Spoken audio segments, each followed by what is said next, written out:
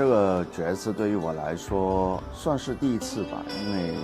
毕竟是有一个很长的一个跨度，就是从93年因为抓一个凶手不小心去了2018年，让他93年来到2018年的时候不是他选择的，他尝试过回到电梯里想找方法回到93年，没有，回不去，因为毕竟是93年从连环杀人案开始，他来到2018年。这个戏2018年的期间，他发现了很多不可接受的事实，譬如说，他老婆原来在找他的过程当中就被车撞死。但杨光耀的世界不是前几天我才很 sweet 跟老婆在家里，然后再见到女儿，可能他已經是大概30歲左右吧，但是在爸爸的世界可能是半天前的事情。而家嘅目的只有一個，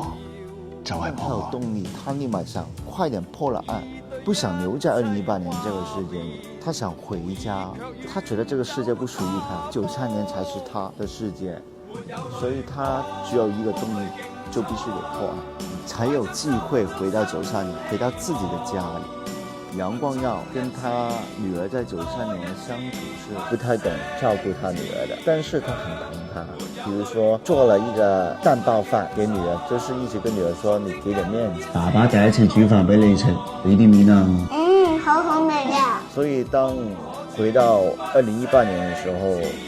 女儿的性格可能已经被改变，她毕竟还是我女儿，是有一份正义感。就是两个人在2018年，因为雅思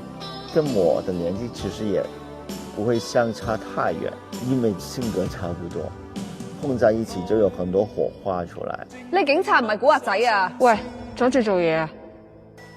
當我知道他是我女兒的時候，這個男人的性格對於他的相處的方法180度的改變。咁唔着呢件咯。喂，梗唔得啦，你咁着，外賣到，呢間臭豆腐掂啊！就那種父愛是湧出來的父愛，對於他來說那個信息量比較大，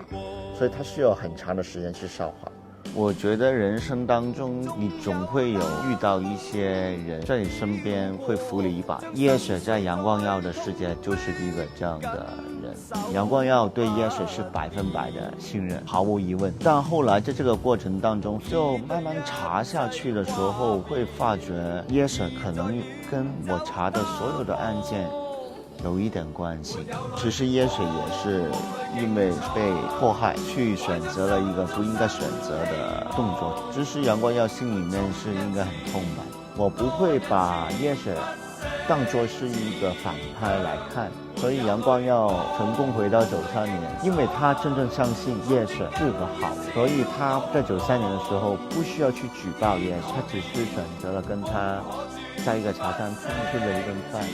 喝了一杯酒，然後用楊光耀的方法跟這個師傅去把這個事情聊一個。麥志宏本身這個角色演他的演員叫文龍，在合作的過程當中，因為我第一眼看到麥志宏在造型的時候，我會心裡覺得身形跟我差距太遠，整個戲我跟麥志宏的博弈是最多的，我當時是很擔心這個問題。然後在拍着拍着，我覺得文龍演得太好了，一些兩個人之間的打戲變成一個打心理戰的一個感覺。然後畢竟他也是有一點心理疾病或者是一些精分的一個病人。到後段的時候，楊光耀其實已經摸準了麥志宏也選擇了相信楊光耀，所以兩個人反而是有默契的。本來是一個兵抓賊的遊戲，然後變成了這個兵跟賊開始有默契，然後後來更發現的是這個賊也不是特別壞，他也是被人利用的，然後這個賊背後還有賊，所以跟麥志宏之間是這樣的關係。所以對於我來說，我很喜歡這個戲